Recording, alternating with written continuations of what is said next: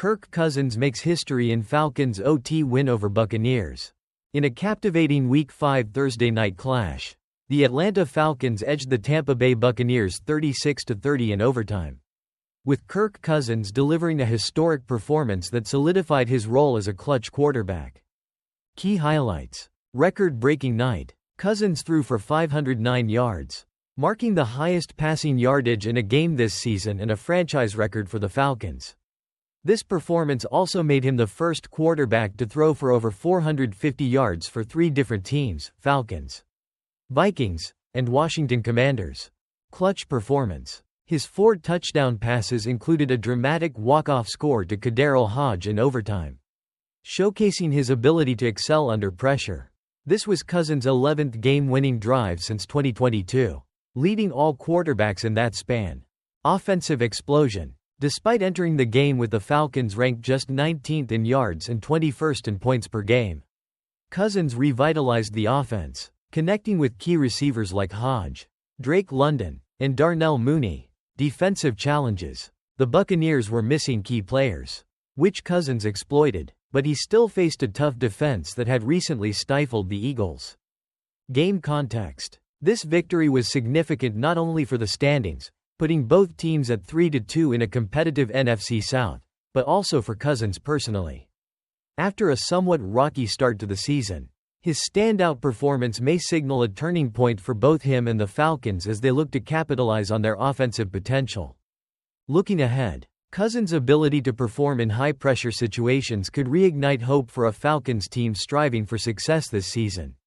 The win against a rival in prime time adds to his growing legacy as a quarterback capable of rising to the occasion when it matters most. Score, takeaways, and game highlights. In an exhilarating Thursday night football matchup, the Atlanta Falcons defeated the Tampa Bay Buccaneers 36-30 in overtime. Kirk Cousins delivered a remarkable performance, throwing for a career-high 509 yards and 4 touchdowns, culminating in a walk-off touchdown to Kaderil Hodge. Game summary. Final score: Falcons 36, Buccaneers 30, OT. Key moment. With just 1 second left in regulation, Falcons kicker Younghoe Koo connected on a 52-yard field goal to force overtime. Team records. Both teams are now tied at 3-2, with the Falcons currently leading the NFC South.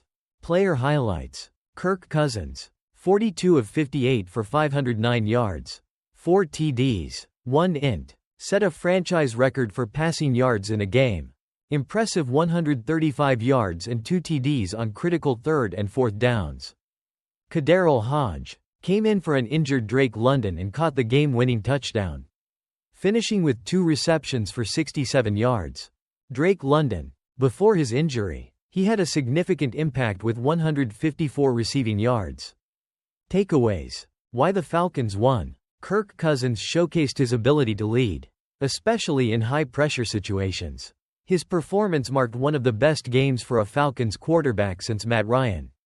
Atlanta's offense was relentless, with Cousins effectively utilizing his weapons. Why the Buccaneers lost. Tampa Bay's secondary struggled to contain the Falcons' passing attack, allowing 447 net passing yards. Levante David's interception on a 4th and 15 play backfired, preventing the Buccaneers from effectively managing the clock and potentially securing the win. Turning point. The pivotal moment occurred when Levante David intercepted Cousins instead of deflecting the pass. This decision led to a failed offensive possession for the Bucs and allowed Cousins to orchestrate the game-tying drive. Play of the game. The winning play came just after London's injury. Cousins connected with Hodge on a quick slant, allowing him to dash 45 yards for the touchdown, sealing the game for Atlanta. Post-game quote: "I pray for this. I pray for this every week. Just get the op and take advantage of the opposite." Kaderil Hodge on stepping up in the moment. Next up, Buccaneers head to New Orleans for a divisional showdown against the Saints. Falcons look to maintain their momentum against the Carolina Panthers next week. Bills' low floor exposed. Dolphins' offense struggles. And the saddest game of the year. Week 4 of the NFL season has come to a close, revealing the true identities of various teams, both good and bad. Here's a look at some of the key takeaways from the week's action. Ravens win exposes Bills' low floor. The Baltimore Ravens' decisive 35-10 victory over the Buffalo Bills highlighted the latter's vulnerabilities. Buffalo is currently navigating a retooling phase after losing some key players in the offseason. While Josh Allen has been exceptional, often raising the team's ceiling, the loss exposed a low floor that good teams can exploit. Injuries and a lack of depth have hampered the Bills, particularly on defense. When standout players like Ed Oliver don't perform at their best, the team struggles to compete against elite talent like Lamar Jackson.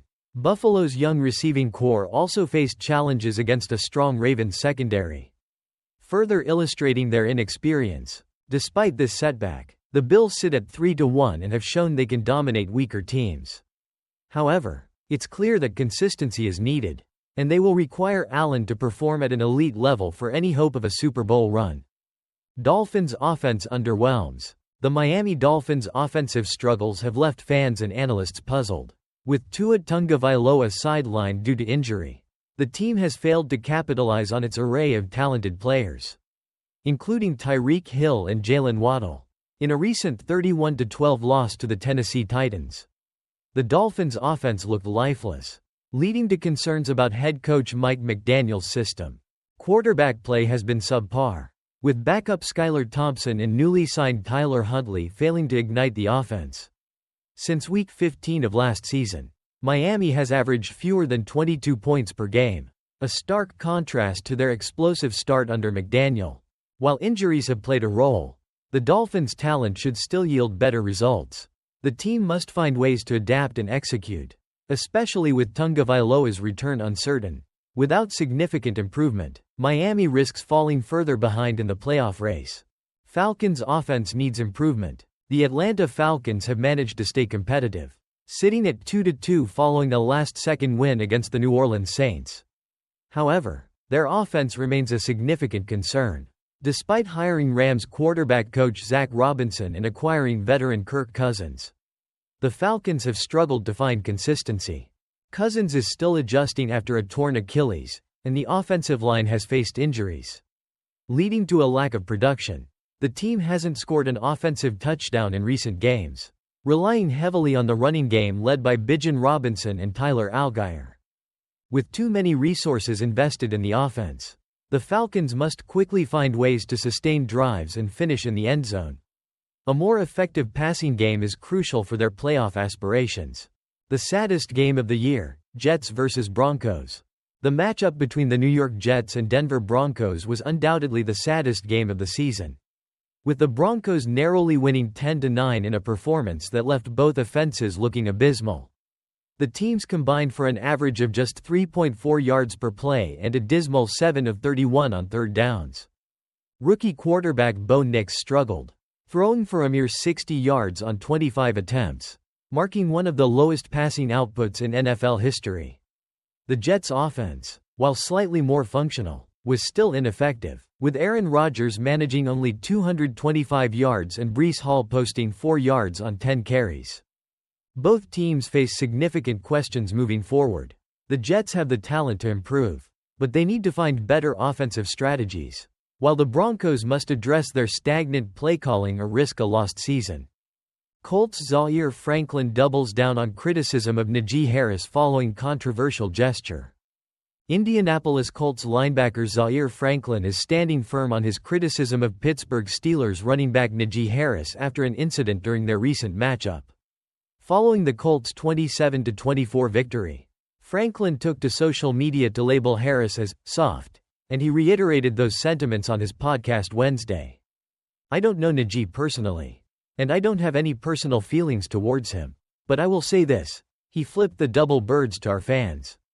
Franklin stated, "That's where I'm at with it. You're flipping off my city. And then you go out and put up that type of performance, I'm gonna speak on that."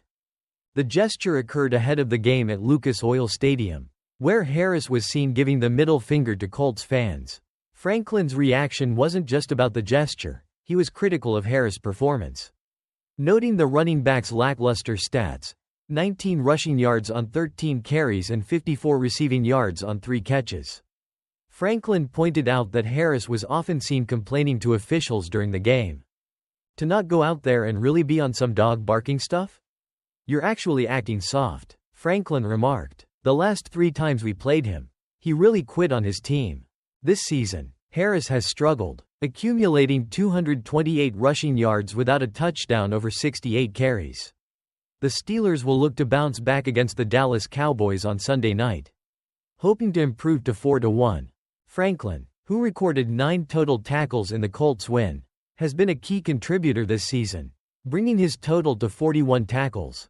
The Colts are riding a 2-game winning streak and will face the Jacksonville Jaguars next. Chad Ochocinco and Steelers legend James Harrison set for MMA bout before Super Bowl. In an exciting pre-Super Bowl showdown, former Cincinnati Bengals star Chad Ochocinco Johnson will face off against Pittsburgh Steelers legend James Harrison in an exhibition MMA format bout scheduled for February 2025 in New Orleans. Johnson announced the matchup on X, formerly Twitter, revealing that the fight is set for 3 rounds, while Harrison mentioned it will be 5 rounds. Although the two NFL icons never played together, their paths crossed briefly when Harrison joined the Bengals in 2013. After Johnson's final season in Cincinnati in 2010, the anticipation for this clash is palpable.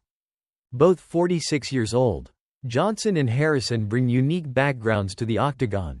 Johnson, a recent inductee into the Bengals Ring of Honor, previously participated in an exhibition bout against mixed martial artist Brian Maxwell in June 2021, where he experienced a knockdown. Harrison, known for his formidable defensive skills, had a playing weight that typically exceeded Johnson's by about 50 pounds during their NFL careers. Fans are eagerly awaiting what promises to be an entertaining spectacle as these two legends step into the ring.